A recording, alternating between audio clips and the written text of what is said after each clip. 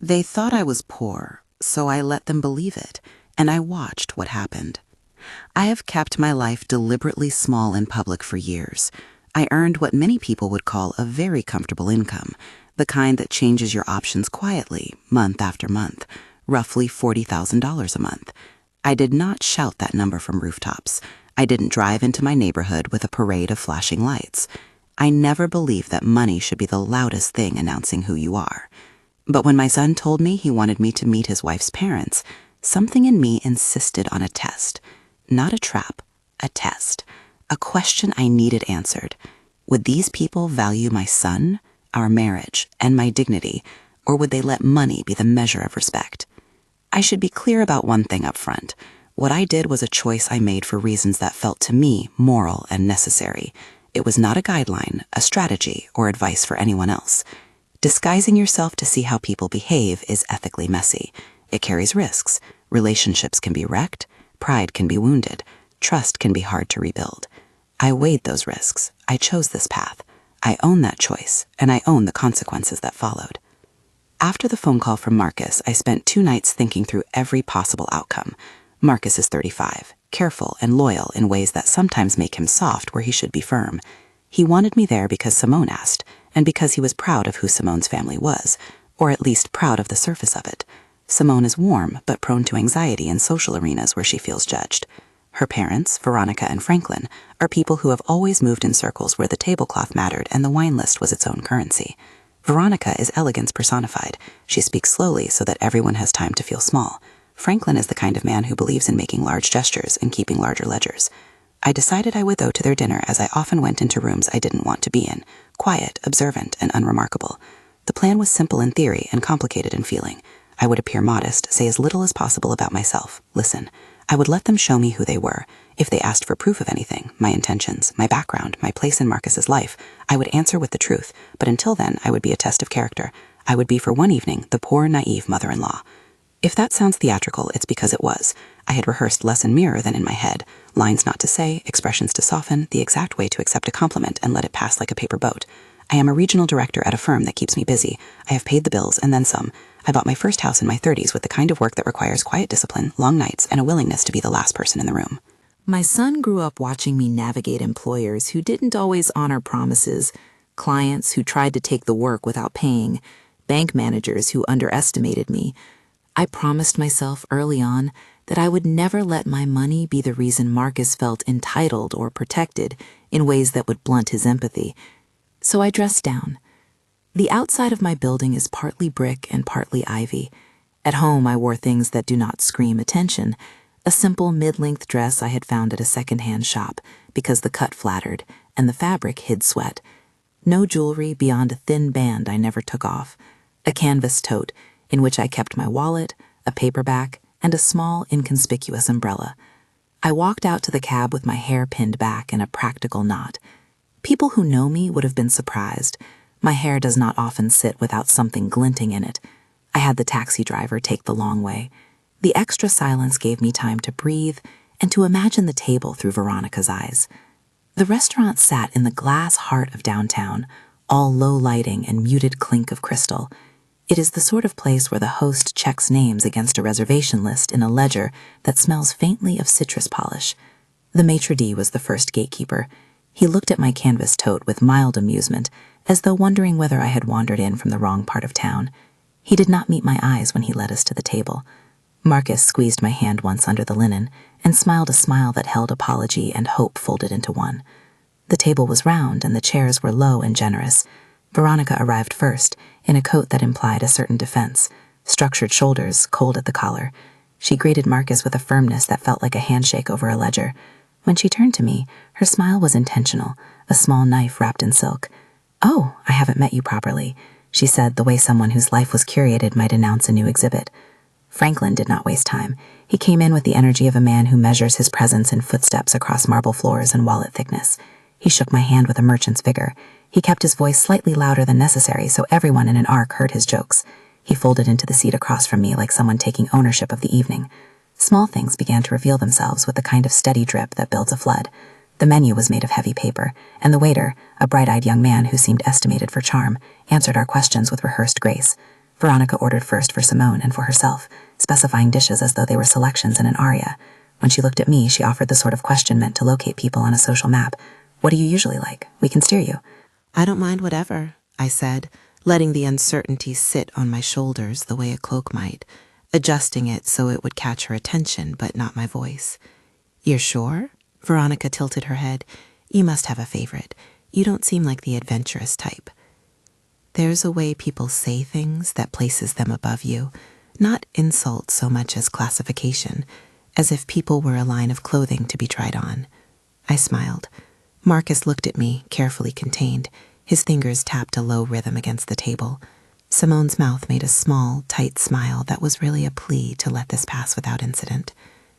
The first course arrived as a small parade.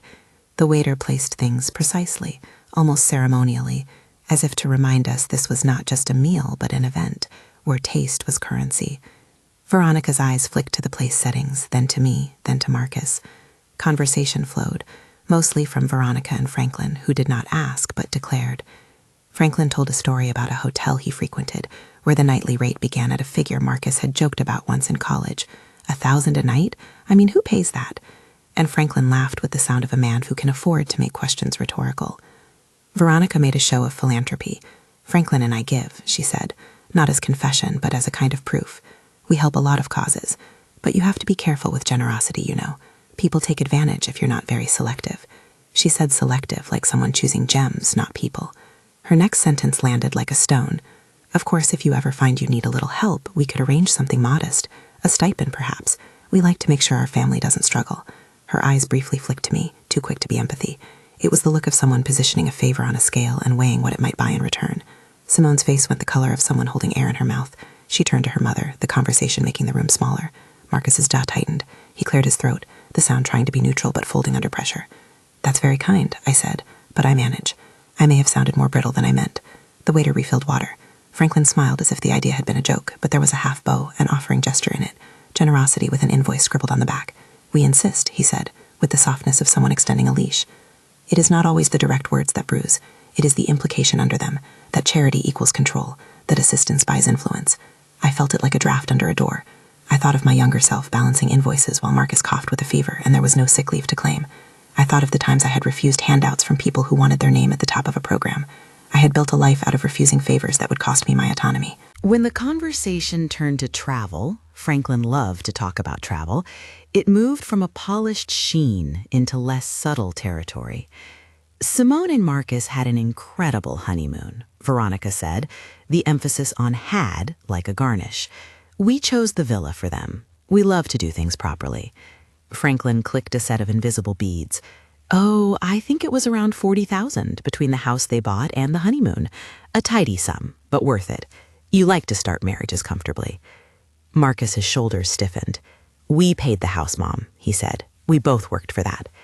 You both worked for it? Veronica repeated, the contour of the question designed to sound surprised, but really meant to cast doubt. But we wanted to give them a little comfort to start out. It's hard starting from nothing.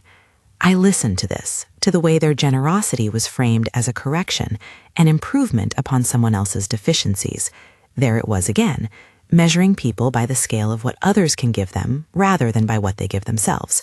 I let the words fall and watched how they landed on Marcus and on Simone. When the waiter came to present the bill of bread and amuse-bouche, the offer crystallized. Veronica leaned forward, palms barely on the table, and said with a tone that tried for warmth but landed on calculation, Alara, we have a small arrangement we sometimes make with older relatives who come to town. Perhaps a monthly little sum to keep you comfortable? Say $700? It would be nothing, just to make sure you aren't burdened by anything. There it was, $700 a month presented as concern, not a one-time gift, a stipend, a soft caged allowance. My first reaction was a slow steadiness taking root in the center of me, the way ice forms under a river's surface, still and hard until you break it. $700 doesn't measure my worth. It measures their need to place a label, to own a piece of the story. It tells me they'd rather I be quiet and manageable than equal and present. I watched Simone's eyes, quick and wet. She looked like someone observing a vase about to tip. Marcus's fingers found my knee under the table, a silent seeking for permission to be angry. He had always been my son in the best of ways, fierce when needed and soft where softness counted. Tonight he held both tenor and tremor. That's generous of you, I said. My voice was calm, practiced, but I don't need help. Veronica smiled in a way that suggested this was not the answer she expected. Oh dear, I'm sure you don't want to impose, but it's our pleasure. You must let us do this for Marcus. She doesn't impose, Marcus said, faster than decorum required. His voice had a tremor that wasn't anger so much as a child's exposure under adult hands. My mother has always been independent. Veronica's expression didn't so much soften as shift into a position of management. Well, sometimes independence is charming, but we know better about what stability looks like. We just want to protect our family. The words protect our family in that room had the sharpness of a blade disguised as a hug. Protect meant monitor. Protect meant keep things tidy. Protect meant that love could be boxed and presented as a monthly check. I felt something settle, resolve, a decision not to spill my truth in the first instant anger came.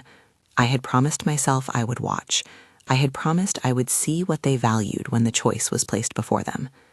So I sat with the offer like a stone on my tongue and let them speak more into the pause they had created. They were generous with their assumptions. Franklin told a story about a contractor and a flat in a city that did not impress him. Veronica recited the fabrics she preferred for sofa cushions like prayers. They were both unaware of their cadence, the way each anecdote was threaded with the belief that money is not only necessary but explanatory. At one point, Veronica pivoted towards Simone, as though to remind everyone of a public record.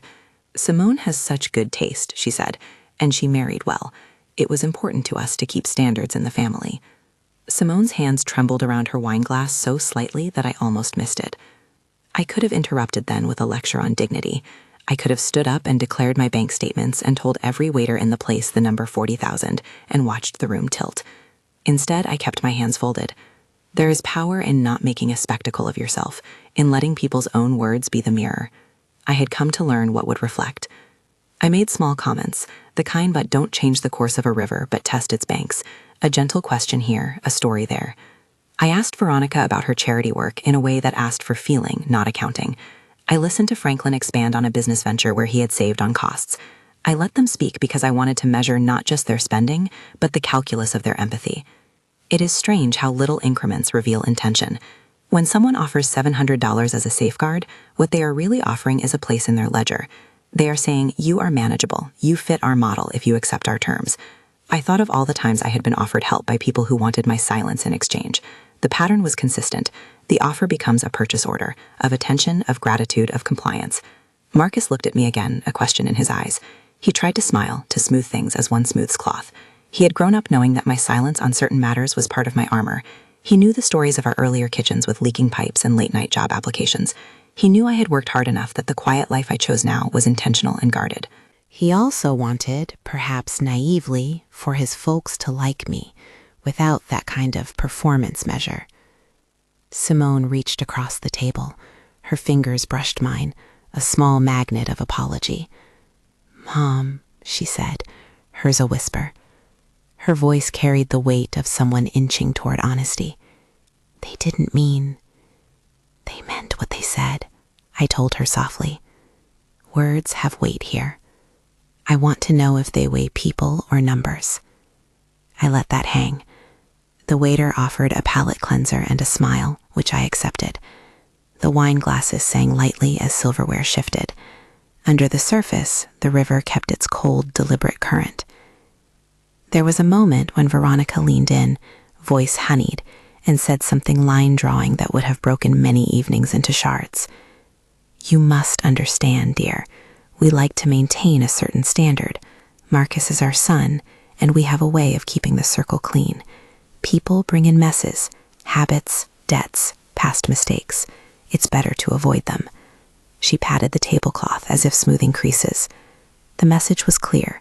People are tidy or they are not, and cleanliness is curable with money. It would have been easy to take offense. It would have been easy to stand, to slap the check onto the table, to speak with the kind of righteous heat that makes an audience and a scene. I did not. I have already chosen a different currency to spend. Attention. I wanted to understand the exact terminology of their compassion. Was it unconditional? Was it transactional? Did they, in their wealthy generosity, confuse gifts with permissions? Dinner wound on. Dishes came and went like arrivals of small trains. Franklin kept telling stories with momentum. each one a demonstration of how his choices corrected the world. He spoke about the house they'd helped Marcus and Simone with, and seemed perplexed by Marcus's insistence that they had paid part of it themselves. "Oh, you two worked for it, of course," he said with a dismissive laugh, "but help is part of how families stay strong." There it was again, the assumption that help equals authority.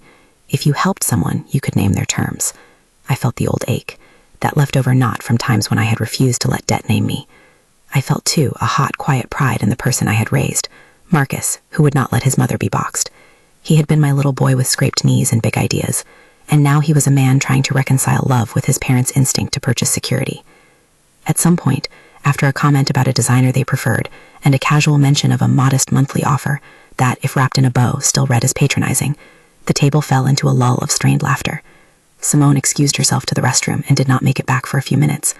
Marcus glanced at his watch, then at me, then back to Veronica, whose posture remained impeccable. I had been planning my line for weeks. Not a script, but the scope of what I would say if the evening required it. I had rehearsed calm phrases that could quiet a room without shaming it. I had told myself over and over that exposing hypocrisy should not be about making people smaller, but about giving them a mirror in which they might see themselves better. I believed then, as I believe now, that people can change if given the chance. But honesty, like any medicine, tastes bitter before it heals. When Simone returned, her eyes rimmed red in a way that tugged at the tablecloth of civility.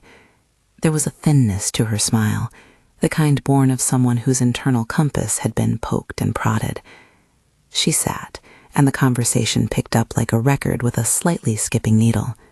Franklin raised his glass as if to toast to something that would settle the dust.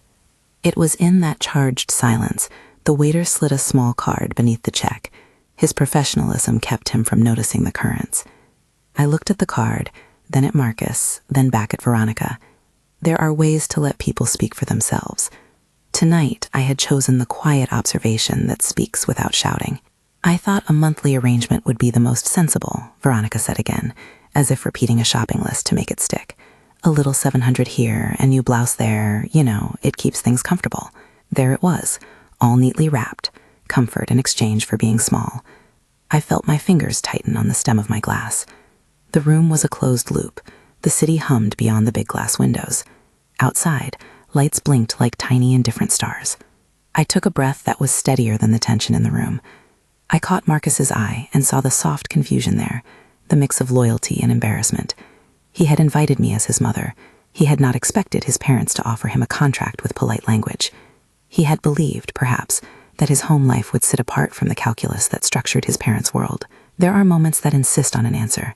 They arrived like a bell, sharp, inevitable. I could have agreed to the $700 and let the evening slide into a polite aftertaste of inequality. I had watched meaner phrases make their home in gentler smiles. I had seen the ways in which charity becomes a leash. I did not want my son to live under a collar placed my gratitude. I kept my tone even. I did not speak from anger.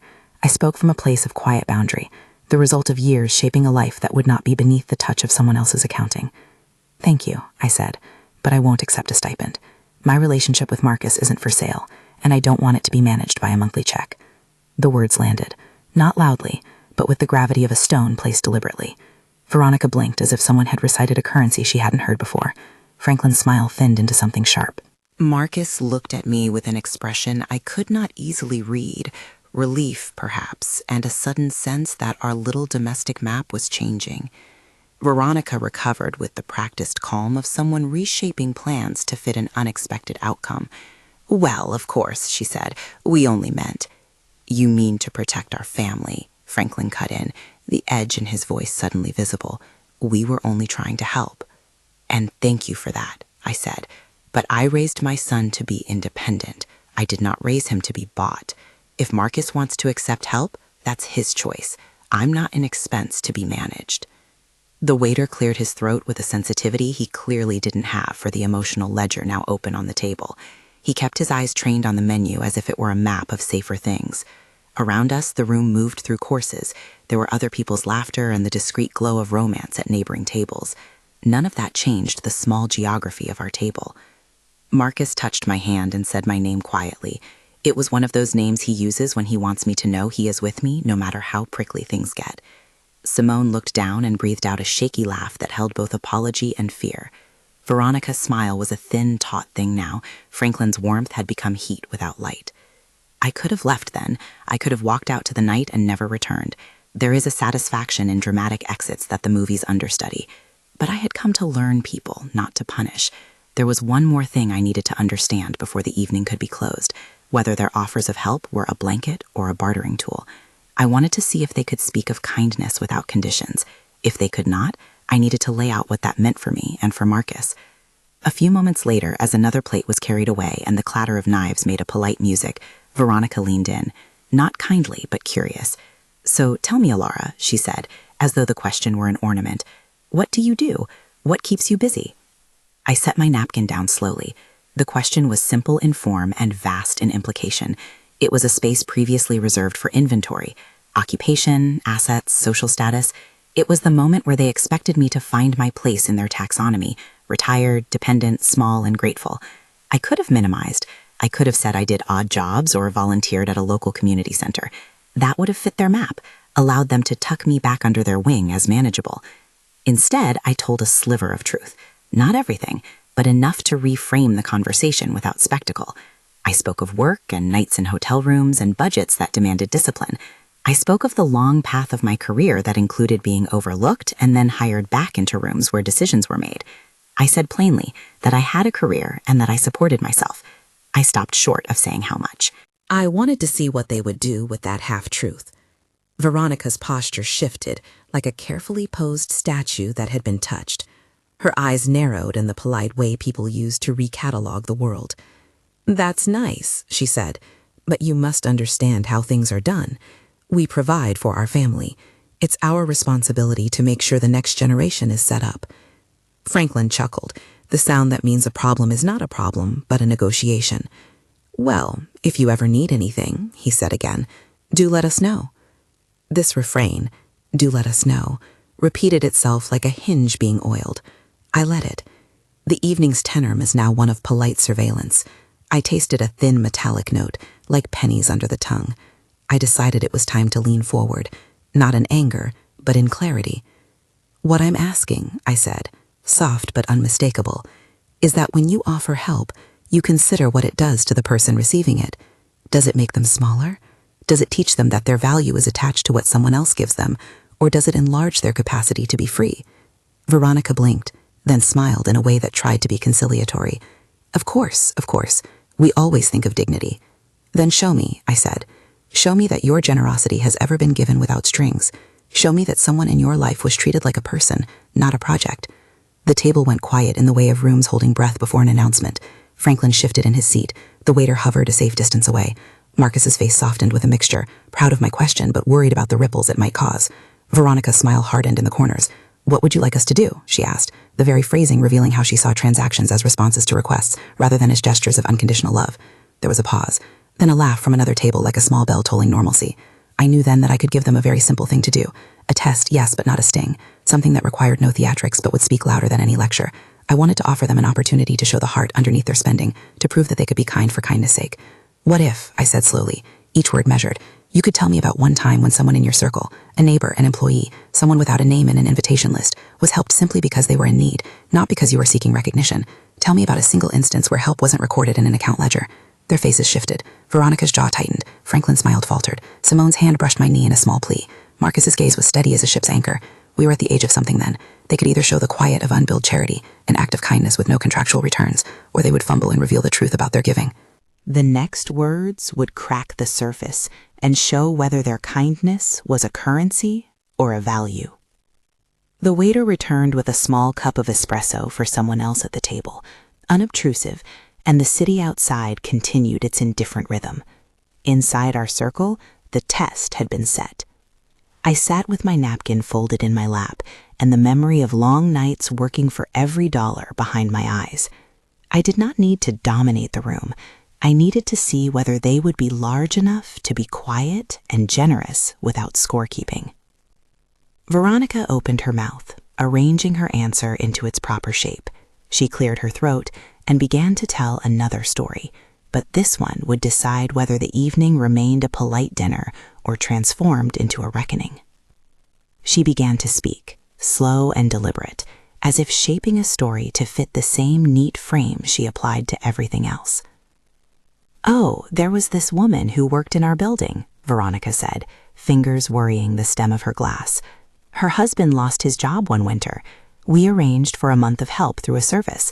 We paid the agency. It was discreet, no fuss. The family expressed gratitude at the holiday gala." She smiled at the memory, pleased, comfortable. It was a tidy story. It glinted in the way Veronica liked, a charity with receipts, a gratitude that came wrapped and labeled. It avoided names, avoided mess, avoided the messy middle where humanity exists.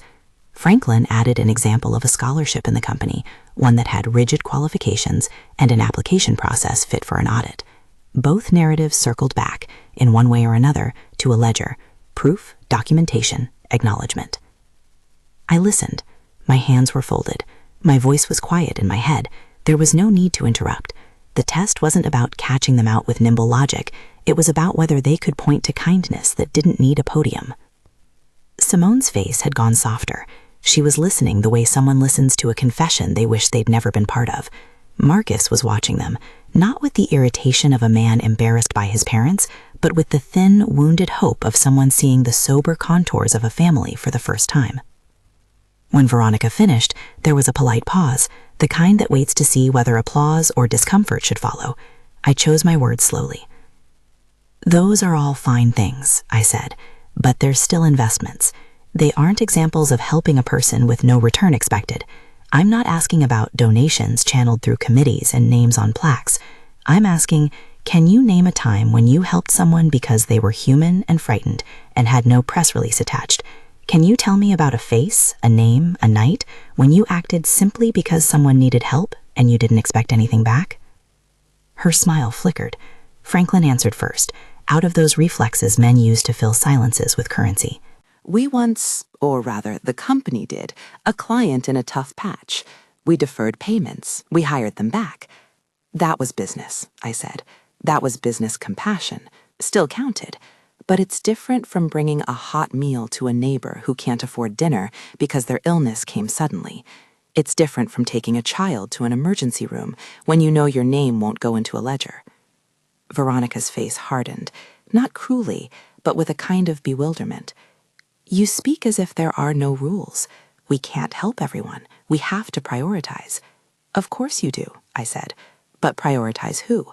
The friend who will name you in toast? The cause that will print your donation? Or the person standing at the corner of dignity and need with no social account to reconcile? That's the part I'm asking you to show me." She opened her mouth and then closed. For a breathless second, nothing came. The clink of silver was suddenly louder. At another table, someone laughed with abandon, completely unaware of the quiet dissection happening at ours. Franklin took a breath. "We do good," he said, a defense more than a statement. "We give where we think it will make a difference." "That's still a ledger," I said. "Making a difference is noble, but does it ever happen without documentation, without your name on a donor list, without terms for acceptance? I ask only because if kindness comes with conditions, it's not kindness, it's a trade." There it was, a challenge laid plain. They had built a life around the idea that help should have a return or a record. I had built mine around the idea that dignity isn't a receipt. Both stances contained truths. Both were vulnerable to their own blind spots. Silence smoked through the table. Veronica shifted, a motion that read like an attempt to rearrange the facts into more flattering shapes. Marcus looked at his parents with something like fresh disappointment. Simone squeezed her hands together until the knuckles whitened. Then Franklin's voice, brisk as a blade, came. "What would you have us do? Give us an example to prove a point, and we'll find one." "I don't want you to invent something," I said. "I want to see honesty. Tell me honestly if you've ever helped someone without expecting notice in return." Franklin's jaw worked. He measured his answer like a man taught to measure fruit at markets, by weight and by sheet. "We gave a sum to a local shelter," he said finally. The example offered reluctantly. "We funded improvements." "There's paperwork for that, right?" I asked. "A receipt, a letter, a plaque?" "Yes," he said, "but it helped people." "It helped people in the comfort zone of visibility," I replied. "Not the nameless ones under a different roof, perhaps." "That's an answer, and it's an answer with its own value. But it's not what I mean." Veronica had the look of someone searching a closet for a missing glove. "What would you have us say?" she asked, irritation flat at the edge of her voice. I folded my napkin again, not to tidy it, but to keep my hands busy. Tell me about a neighbor. Tell me about a single night when you didn't record the name and you didn't expect anything back. Tell me the person's name if you can. Tell me what you did and why you did it. Marcus was listening, and I could see he understood that this was not a demand of the night, but a probe into bones. The room beyond our table took on a soft blur. Simone's lower lip trembled. Veronica looked at her husband. He took a breath, an inhale that sounded like someone deciding whether to jump or to study. There was a woman, he began. I leaned forward with a patience that was almost military. Name. Franklin gave it. A name, a face, a small detail. He told us about a woman who had cut lawns for the building and had been late on rent after her husband got sick. He described bringing her groceries and dropping an envelope anonymously in the building manager's office. He told the story with fewer specifics than I wanted, a town, a season, but with enough to suggest that there had been a moment when they had been quietly human. Veronica nodded, satisfied. After he spoke, the room breathed a little. Not everyone tells a story like that, one with a name, a night, an action with no brass band attached. It was the kind of example I had come to see. It wasn't perfect. The story still rubbed with the polish of someone who liked to control narratives, but it was something, a grain of truth in a saucer. I thanked him. I told him the offer of $700 was not about money, but about the idea of being managed. I told him that charity that requires management isn't charity. It was a small lesson I have learned when I was younger and hungry, and had refused favors that came with expectations. To my surprise, Veronica's face softened. There was a micro turn in her jaw, as if a new muscle had been exercised. Then, because the moment had shifted and the tone had opened, because the water had for a breath shown the stones beneath, I chose to move the evening onto the only thing left to do. I would not gloat or escalate. I would reveal, precisely and briefly, the truth I had kept like a hand in my pocket, the amount I earned, the life I had built, the reason I had hidden it. I want to be honest now, I said. The words didn't come like a shout. They came like a disclosure, clear, finite, without theater. I've been honest tonight about a lot. I'm going to be honest about this too. I have a career. I support myself. I earn well. Veronica's smile returned, the measuring eyes flicking to see whether the reveal fit her map. I let a small silence sit like a lens before I filled it. I make $40,000 a month, I said. The statement landed like a coin dropped into a quiet fountain. It made a small, precise sound. For a second, there was nothing but reaction. Glasses paused halfway to mouths. Someone at the next table sighed. Marcus blinked, then exhaled a little laugh that was half astonishment, half relief. Simone's fingers found mine and she squeezed. There was a tear in her eye. Veronica's jaw thinned. Franklin's hand closed on his napkin. The mask of polite curiosity had to rearrange itself quickly to accommodate this new fact. For a long moment, no one spoke. You make that much? Veronica said slowly, each syllable a measured calculation, as if she had been handed a currency note in an unfamiliar denomination. Yes, I said. I do. I earn $40,000 a month. Now it was their turn to be the surprised party. I could see the cogs turning in Franklin's head. How to parse this into his ledger? How did he frame his own generosity when confronted with someone who had chosen not to name her wealth? How did he reconcile the impulse to help with the reality that his son had chosen someone who didn't need, by wallet, to be sheltered? I told them briefly of the nights and the work, of long flights, late nights on calls, rooms where I learned how to negotiate budgets for people who couldn't afford to be ignored. I said I had not mentioned it because I didn't want money to be the thing that announced me. I did not want charity to be the currency by which my son felt he was loved. The truth loosened angles in the conversation. Veronica's expression betrayed a mixture of calculation and, surprisingly, shame. If her posture softened just a fraction, it was perhaps because her assumptions had been rendered incomplete. Franklin's confident, merchant smile dipped for a moment. He looked like a man who had counted change and then discovered that a different sort of balance existed. Then I tilted the table toward what it had always been about, consequences and values.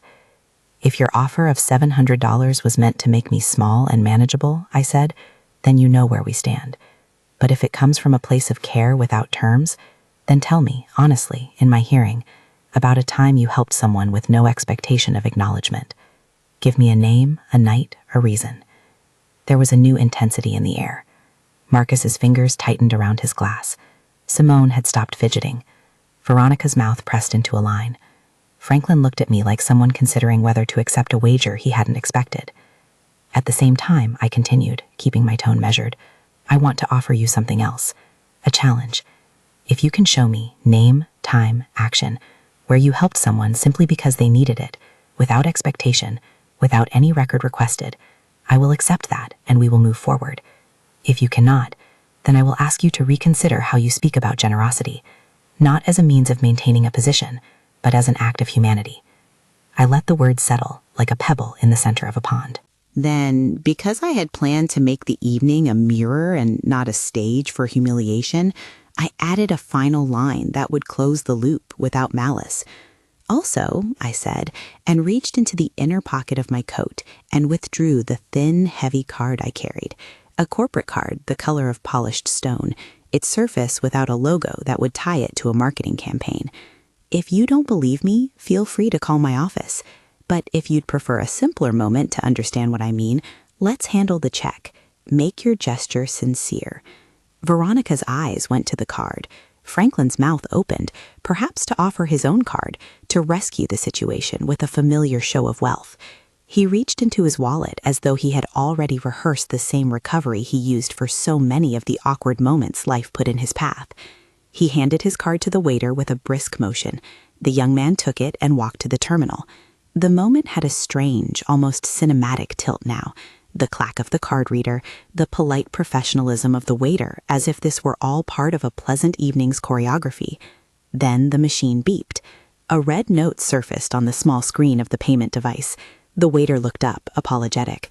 "I'm sorry, sir, it's declined," he said with the kind of calm that some jobs require. "Would you like to try another method?" Franklin's face shuffled fast from bemusement to a flush. He smiled, a tightness to it that tried to be breezy. He offered another card. The device beeped again. Another decline. The waiter blinked, uncomfortable. Franklin began to laugh a little too loudly. "Tech issues," he said, voice pitched high to fill the awkwardness. "Must be the machine." He tried yet another card. Each one was declined. A heat rose to his neck. Veronica's fingers picked at her napkin. The other diners glanced our way.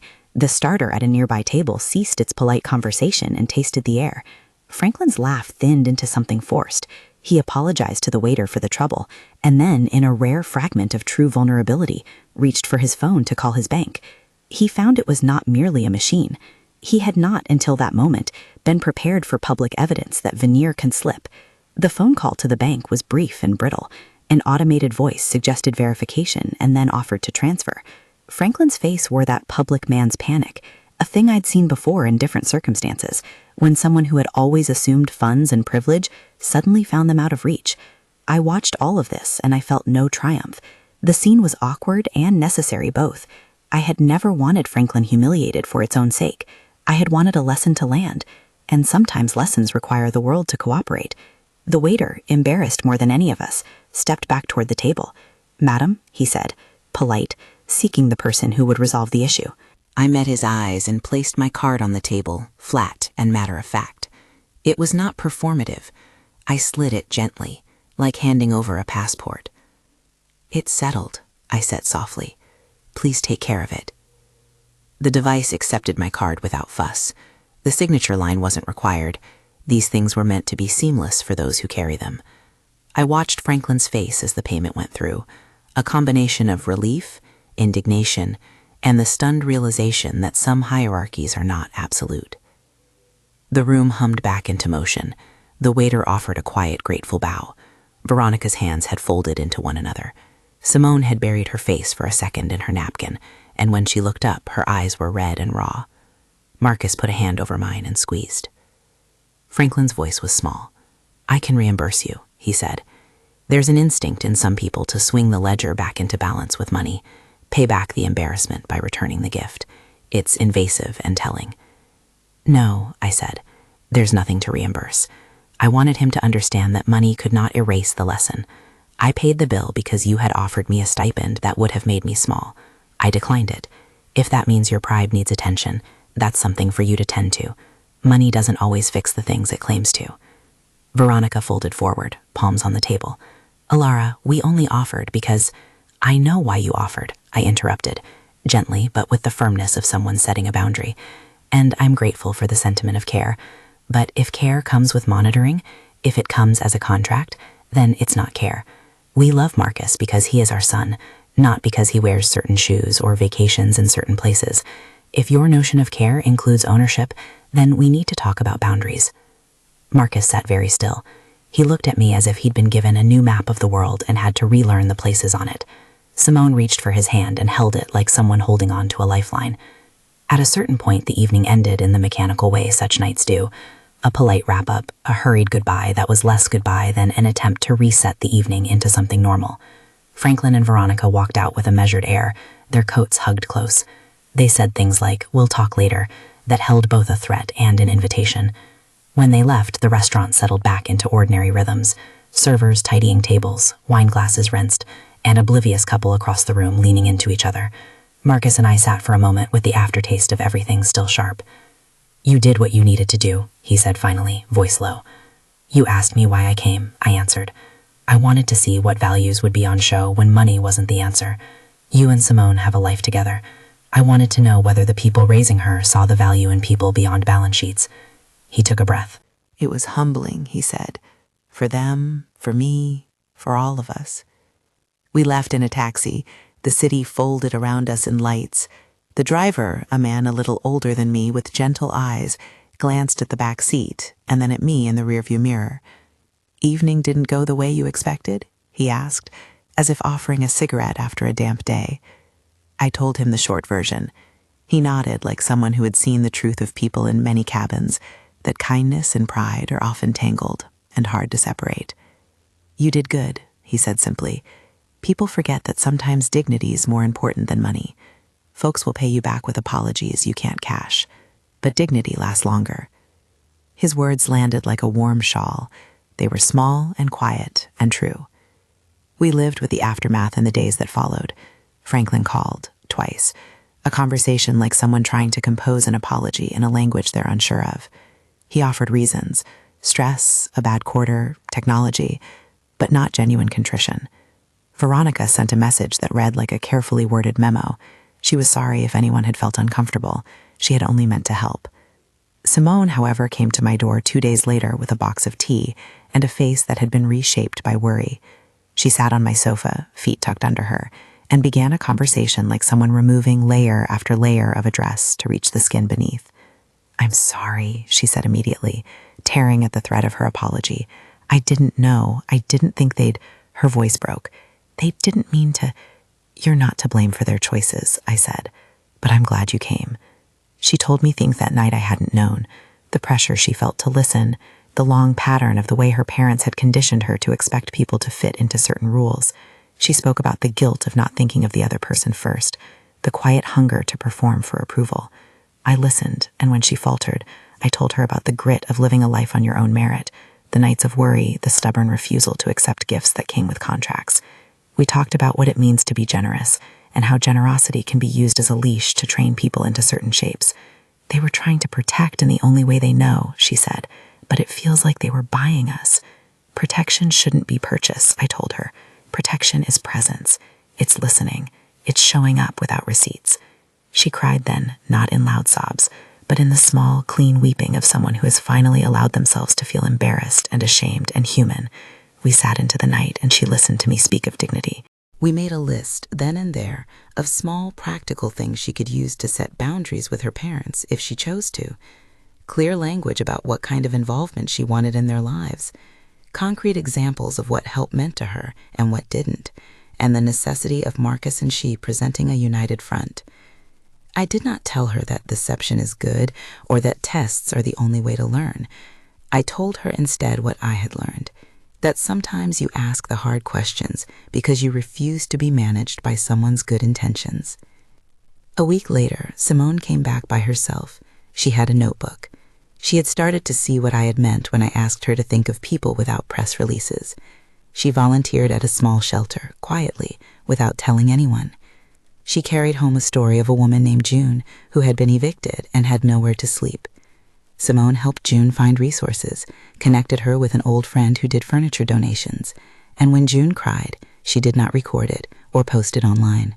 She simply helped. These were the changes I wanted to see. Small, stubborn, private acts of humanity. They were not dramatic. They did not come with plaques. They came with lunches bought anonymously, with rides to appointments, with a hand at the right moment. Marcus and his parents met afterwards. It was not a shouty argument, but a series of conversations, with edges softened by the fact that the initial shock had become a mirror for everyone. Marcus explained calmly, and with a dignity I taught him, that their offers felt like contracts. He explained that he appreciated their desire to help, but he wanted their involvement to be different, less managerial, more relational. He told them kindness should extend to the staff they hired and the neighbors who were struggling. He asked them to think about whether their giving could be quieter sometimes. Franklin was defensive at first. There were days when his pride felt like armor, but in the weeks that followed, there were small changes. He volunteered to deliver a Christmas turkey to a family he had never met in the neighborhood. He refused the press release his office offered. He took part in an after-school program without announcing the amount he'd donated. These were baby steps, not miracles. They came haltingly. Veronica, who had always been image-conscious, began cooking meals to deliver to a neighbor who had been ill, letting herself be seen in an ordinary domestic act without the polished backdrop of a gala. I did not take these steps as proof of sudden conversion. People change slowly when they choose to, and not everyone chooses to at all. I accepted small shifts as meaningful.